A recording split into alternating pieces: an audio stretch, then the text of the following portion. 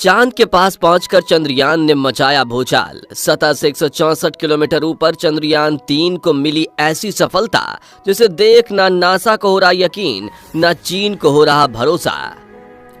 साथियों, अब इंतजार की घड़ी खत्म हो चुकी है। इसरो ने ट्वीट करके बताया है कि चंद्रयान-3 के एडवांस तकनीक के सॉफ्टवेयर टेक्स्ट मैसेज में संदेश भेजा है और हमें कहा है, मॉस्क स्ट्रैक, मैं चंद्रयान हूं और मुझे चांद का गुरुत्वाकर्षण महसूस हो रहा है। भारत ने ऐसा खेल कर दिया है जिसे देख नासा छोड़िए चीन और रूस के भी होश उड़ गए हैं। जी हां, इसरो ने फाइनली चंद्रयान-3 को चांद की ऑर्बिट में धकेल दिया है और जिस तरह चांद ने बड़े ही प्यार से इसे अपनी ग्रेविटी में पकड़ा है, वो देखकर दुनिया के सभी वैज्ञानिक यही मान रहे हैं कि चांद अपनी बाहें खोलकर बड़े दिल से चंद्रयान-3 का स्वागत कर रहा है और भारत जल्द ही चांद पर जीत हासिल कर लेगा। लेकिन चांद की ग्रेविटी ने इसे कैसे पकड़ा, जो देख चीन भी बौखला उठा। और अब मिशन के अगले पड़ाव पर क्या होने वाला है बताएंगे आपको। साथ ही ये भी बताएंगे कि चंद्रयान-3 पर सोने की परत क्यों चढ़ाई गई है, तो वीडियो को अंत तक जरूर देखिए। दोस्तों, चांद की कक्षा में अपने स्पेसक्राफ्ट को भेजने के लिए शुरुआती दिनों में नासा और रूस भी कई बार फेल हो चुके हैं और जापान भी हाल ही में फेल हो चुका है। लेकिन इसरो एक ही झटके में चंद्रयान-3 को चांद की कक्षा में एंट्री दिलवा चुका है। दरअसल 1 अगस्त के दिन इसरो ने चंद्रयान-3 को पृथ्वी की गुरुत्वाकर्षण सीमा से बाहर धकेलकर चांद की तरफ जाने वाले लंबे स्पेस हाईवे पर भेज दिया था, जहां पूरे 40,400 किलोमीटर प्रति सेकंड की रफ्तार से चंद्रयान-3 ने बिना रुके 5 दिन तक सफर किया। और 5 अगस्त के दिन इसरो के वैज्ञानिक जो बेंगलुरु हेडक्वार्टर में बैठे थे, उनकी सांसें थमी हुई थीं, क्योंकि इसी दिन शाम 7 बजे लूनर ऑर्बिट इंसर्शन के पड़ाव को अंजाम देना है। आपको बता दें कि किसी भी सेलेस्टियल ऑब्जेक्ट की ग्रेविटी को पकड़कर उसकी ऑर्बिट में घुसना किसी भी स्पेस मिशन का सबसे मुश्किल पड़ाव होता है। और चंद्रमा के केस में अगर हमारा चंद्रयान-3 सही रफ्तार से सही एंगल पकड़कर ऑर्बिट में घुसने से चूक जाता, तो चंद्रमा की ग्रेविटी से डीप स्पेस में कहीं दूर धकेल देती, जिससे ये मिशन पूरी तरह से फ्लॉप हो जाता। और इसी वजह से पूरा देश चंद्रयान-3 की सफलता के लिए दुआएं कर रहा था। मगर इसरो के वैज्ञानिक बड़े शातिर हैं और उन्होंने चंद्रयान-3 के ऑन बोर्ड कंप्यूटर में एक ऐसी तकनीक फिट की थी जिससे इस ऑर्बिट इंसर्शन की प्रक्रिया के फेल होने की कोई गुंजाइश ही नहीं थी। जी हाँ दोस्तों, जैसे ही चंद्रयान चांद की ऑर्बिट के पास पहुंचा, पिन पॉइंट लोकेशन पर यान पर लगे थ्रस्टर्स को ऑन करके विपरीत दिशा में प्रेशर दिया गया, जिससे इसकी रफ्तार 40,000 किलोमीटर से घटकर 3600 किलोमीटर प्रति घंटा तक लाई गई। इस रफ्तार को कम करने के लिए इसरो के वैज्ञानिकों ने यान के थ्रस्टर्स को करीब 20 मिनट तक चालू किया।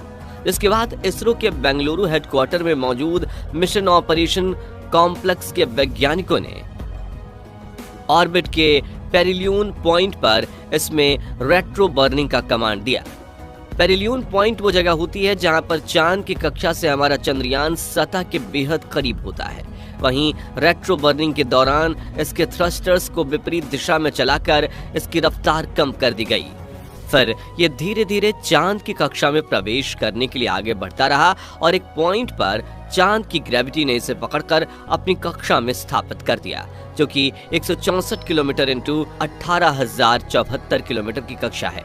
बता दें कि इसरो ने यह पूरा खेल सिर्फ 30 मिनट के अंदर ही किया, जिसे देखकर भारत के दुश्मन देश चीन और पाकिस्तान के तो पैरों तले जमीन ही खसक गई है। दोस्तों, चांद की ग्रेविटी में एंटर होने के बाद चंद्रयान-3 ने चांद की पहली कक्षा में चक्कर लगाना शुरू किया और इसके अंदर लगे ऑनबोर्ड कंप्यूटर ने इसरो के हेडक्वार्टर को सबसे पहला मैसेज किया, जिसे सुनकर आपकी आंखों में भी खुशी के आंसू आ जाएंगे। जी हाँ, इसरो ने ट्वीट करके बताया है कि मैसेज में चंद्रयान-3 ने कहा, मोक्स स्ट्रैक, मैं चंद्रयान हूं और मुझे चांद का गुरुत्वाकर्षण महसूस हो रहा है।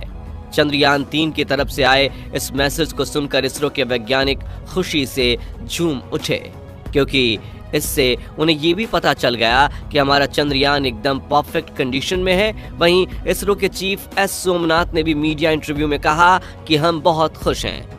अब 6 अगस्त को एक और प्रक्रिया शुरू होने वाली है और चंद्रयान को चांद की सतह तक पहुंचाने के लिए 5 अलग अलग प्रक्रियाएं शुरू होंगी।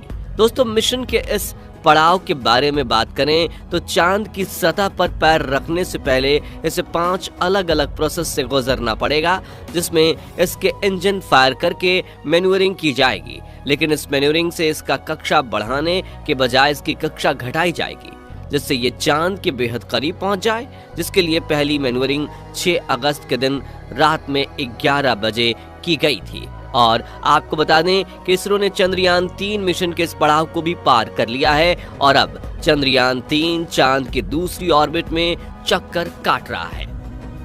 अब 9 अगस्त के दिन चंद्रयान 3 के इंजन फायर करके इसे चांद की तीसरी कक्षा में धकेला जाएगा। 15 अगस्त के दिन ये चांद की चौथी कक्षा में प्रवेश करेगा, जिसके 2 दिन बाद 16 अगस्त के दिन इसे चंद्रयान 3 की 5वीं कक्षा में धकेला जाएगा, जो कि 100 × 100 किलोमीटर की गोलाकार कक्षा होगी। इसी कक्षा में चंद्रयान 3 के propulsion मॉड्यूल और लैंडर मॉड्यूल को अलग किया जाएगा, जिसके बाद propulsion मॉड्यूल का सफर यहीं खत्म हो जाएगा, क्योंकि यहीं उसकी मंजिल है। यानी कि propulsion मॉड्यूल इसी कक्षा में चांद की परिक्रमा करता रहेगा और लैंडर मॉड्यूल अकेले चांद पर जीत हासिल करने के लिए सतह की तरफ बढ़ेगा। फिर 20 अगस्त के दिन एक बड़ा धमाका किया जाएगा। जी हाँ, इस दिन मिशन के सेकेंड लास्ट स्टेज में चंद्रयान 3 के लैंडर की डी ऑर्बिटिंग की जाएगी, यानी कि इसके इंजन को फायर करके इसकी कक्षा को 100 × 30 किलोमीटर किया जाएगा। इसके बाद आएगा 23 अगस्त का दिन, जिस दिन इस मिशन का फाइनल स्टेज शुरू होगा, जिसमें चंद्रयान 3 के विक्रम लैंडर को चांद की सतह पर सॉफ्ट लैंडिंग करवाई जाएगी।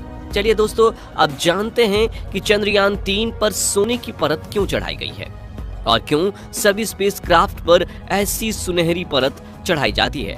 तो आपको बता दें कि ये सोना नहीं बल्कि MLI की परत होती है, जो कि किसी भी सैटेलाइट पर लगे पेलोड इक्विपमेंट्स को सोलर हीट और एक्सट्रीम लो टेम्परेचर कंडीशन से बचाने के लिए लगाई जाती है, क्योंकि अंतरिक्ष में कई बार तापमान एक ही झटके में -200 डिग्री से लेकर हाईएस्ट 200 डिग्री सेल्सियस तक चला जाता है।